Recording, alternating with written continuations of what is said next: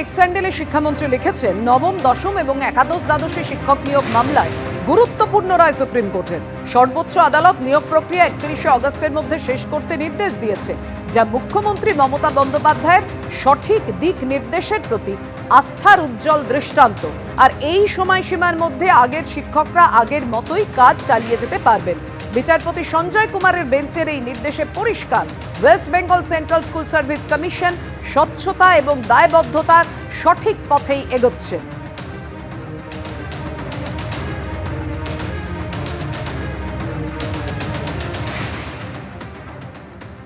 আর এই নিয়ে বিকাশ রঞ্জন ভট্টাচার্য এবং কল্যাণ বন্দ্যোপাধ্যায় আইনজীবী কি বলেছেন পরপর।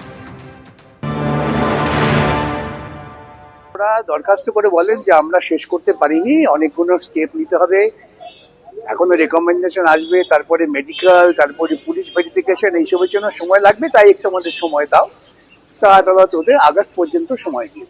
আপনারা তো একটা আপত্তি জানাচ্ছিলেন।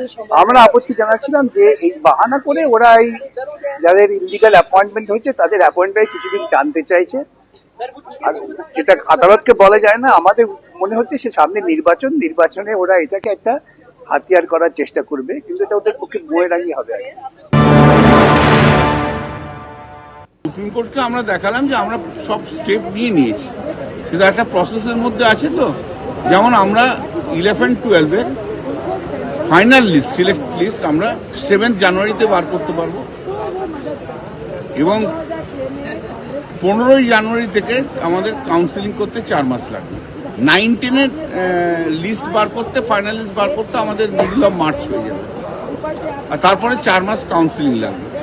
তা সুপ্রিম কোর্ট ওই জন্য 31 আগস্ট পর্যন্ত, যেটা 31শে ডিসেম্বর পর্যন্ত ছিল, সেটাকে এক্সটেন্ড করে দিয়েছে এক্সটেনশন।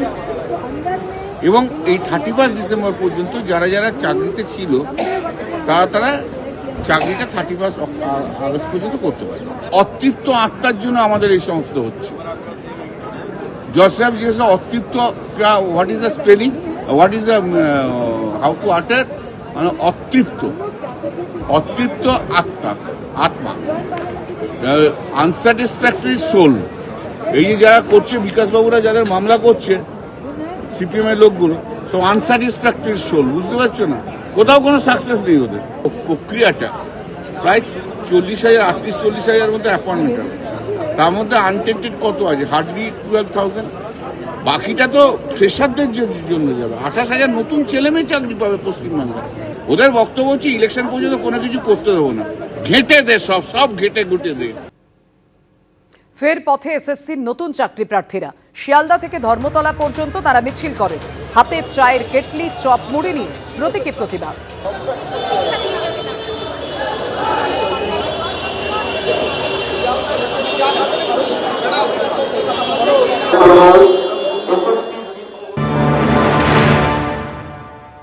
আমরা শিয়ালদা স্টেশনে আছি, সেখানে দেখতে পাচ্ছি প্রচুর নতুন চাকরি প্রার্থী এইভাবেই জড়ো হয়েছেন, এইভাবে প্রতীকী প্রতিবাদ করতে। এবং ডান দিকে আমরা যাকে দেখতে পাচ্ছি আরেকজন চাকরি প্রার্থী, তিনি রীতিমতো চায়ের কেটলি হাতে চা বিক্রি করার ঢঙে তিনি আন্দোলন করছেন।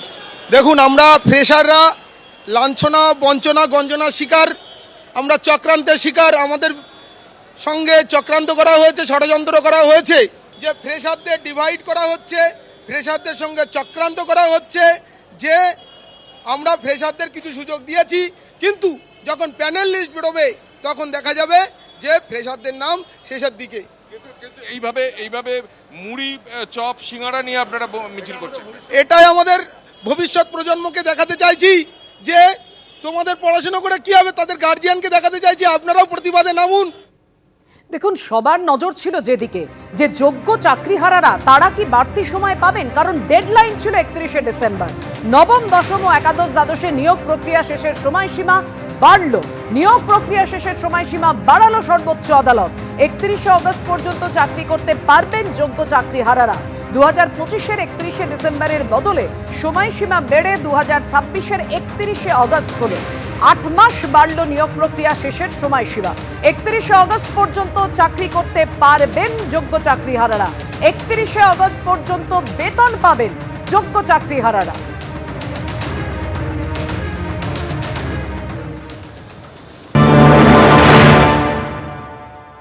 31শে ডিসেম্বর পর্যন্ত সুপ্রিম কোর্টের লাস্ট গাইডলাইন্স ছিল। আমরাও জানতাম যে এসএসসির পক্ষে সেটা সম্ভব করা মানে শেষ করা সম্ভব নয়, তার জন্য এসএসসিকে যেতেই হবে এক্সটেনশনের জন্য। কিন্তু আমরা একটু আশঙ্কিত ছিলাম যে কি হবে, আসলে আদৌ এক্সটেনশন দেবে কিনা, কোর্টের মর্জির উপর ডিপেন্ড করছে সব কিছু। তার জন্য আমরাও লয়ার দিয়েছিলাম এবং সেটা এক্সটেনশন হয়েছে।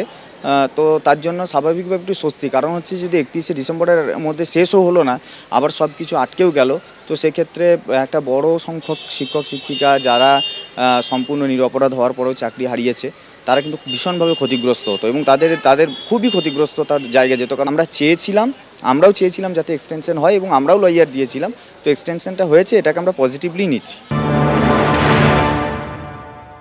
এখনো সুযোগ আছে, যারা যোগ্য শিক্ষাকর্মী শিক্ষক শিক্ষিকা আছে এসএসসি 2016 প্যানেল, তাদের যোগ্য তালিকাটা এখনও কান ধরে কলকাতা হাইকোর্টে মামলা চলছে, সেখানে প্রকাশ করলে তারা সেই তালিকা অ্যাপ্রুভ করে সুপ্রিম কোর্টে পাঠিয়ে দেবে, সবার চাকরি ফিরে যাবে। কিন্তু মুখ্যমন্ত্রী চান কেবলমাত্র অযোগ্য যারা টাকা দিয়েছে, যারা ঘুষ দিয়েছে, তাদেরকে বাঁচাতে হবে। 1806 জন কি অযোগ্য শিক্ষকদের তালিকা, জনগণের করের টাকা এই অযোগ্য শিক্ষকদের দেওয়া হয়েছে। আমি বিচারকদের অনুরোধ করব, সুপ্রিম কোর্ট হাইকোর্ট, যে মাননীয় মুখ্যমন্ত্রীর বিরুদ্ধে স্বতঃপ্রণোদিতভাবে ব্যবস্থা নিন। জনগণের করের টাকা খরচা করে তিনি এদেরকে বেতন দিয়েছেন, কেন চাকরি চুরির দায় নিয়ে মুখ্যমন্ত্রীকে গ্রেপ্তার করা হবে না? দেখুন, 8 মাসের এক্সটেনশন এরা যে প্রসেসের মধ্যে দিয়ে আমাদের নিয়ে যাচ্ছে SLST 2, তার জন্য প্রয়োজন ছিল এবং এটা যে হবে আমরা জানি। ফ্রেশ সিলেকশন অ্যাফোরসেট পোস্ট, অর্থাৎ 2016 প্যানেলের যে ভ্যাকান্সি ছিল সেই ভ্যাকান্সিতে ফ্রেশ সিলেকশন লিখে নিয়ে আসলো, ফ্রেশ রিক্রুটমেন্ট নিতে পারলো না টাইমের মধ্যে। এই যত প্রক্রিয়া কেবলমাত্র অযোগ্যদের বাঁচাও, নিজেদের গদি বাঁচাও, চাকরি চুরির দুর্নীতি কোনো মিলিয়ে দাও। এখন ভোট আসছে 26 সালের, মিলিয়ে দাও, গুলিয়ে দাও, ওদের চাকরি দরকার নাই। কারণ মুখ্যমন্ত্রী শিক্ষকদের চাকরি দিতে চান না, তিনি সেই টাকা দিয়ে খেলা করবেন, মেলা করবেন, দান খয়রাতি করবেন, ভিক্ষা দেবেন আর যোগ্য শিক্ষকদের মারবেন। কারণ সুপ্রিম কোর্ট বলেছিল যারা অযোগ্য তাদের বেতন ফেরত দেওয়ার কথা, এখনো পর্যন্ত বেতন ফেরত দিয়েছে? অর্থাৎ চাকরিহারা শিক্ষকরা এটাই প্রশ্ন তুলছেন এবং তাদের এটাই দাবি যে সাময়িক স্বস্তি নয়, দীর্ঘস্থায়ী সমাধান চাই এবং সেটা দিতে পারবে রাজ্য সরকার আর এসএসসি তাদের সদিচ্ছা। নবম, দশম ও একাদশ দ্বাদশে নিয়োগ প্রক্রিয়া শেষের সময়সীমা বাড়ালো সুপ্রিম কোর্ট। 31শে অগস্ট পর্যন্ত চাকরি করতে পারবেন যোগ্য চাকরিহারারা এবং সবেতনে। 2026-এর 31শে অগস্ট পর্যন্ত সময়সীমা বাড়ল, 8 মাস নিয়োগ প্রক্রিয়া শেষের সময়সীমা বাড়ালো সুপ্রিম কোর্ট।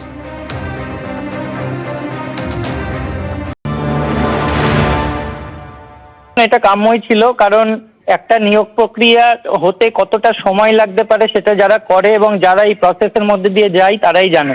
এটা কখনোই 2-3 মাস 4 মাস 5 মাসে একটা নিয়োগ প্রক্রিয়া শেষ হওয়ার মতো নয়।